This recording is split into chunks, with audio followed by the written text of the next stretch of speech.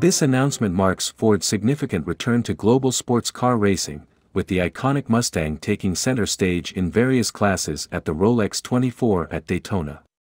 The Mustang GT3 and GT4 race cars, developed in collaboration with Multimatic Motorsports, are set to compete in different categories, showcasing Ford's commitment to high-performance racing.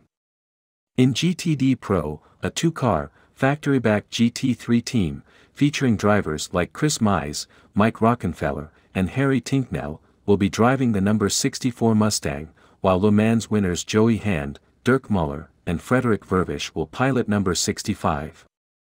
Both cars pay homage to the 60th anniversary of the Ford Mustang. Larry Holt, Multimatic Special Vehicle Operations Executive Vice President, emphasizes the challenges of the inaugural race for a new car but expresses confidence in the readiness of the Mustang GT3 for the Daytona competition.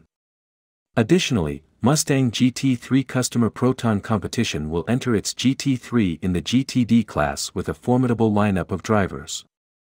For the IMSA Michelin Pilot Challenge Series and the IMSA VP Racing Sports Car Challenge, customer teams Core Motorsports and McCumbee-Mackler Racing will deploy the all-new Mustang GT4.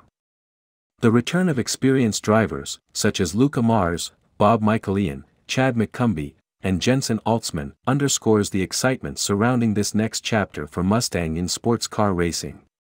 The Rolex 24 at Daytona holds special significance for Ford Motor Company, having witnessed numerous successes, including the first victory in 1966 and the most recent class victory for the Ford GT-LM in 2017.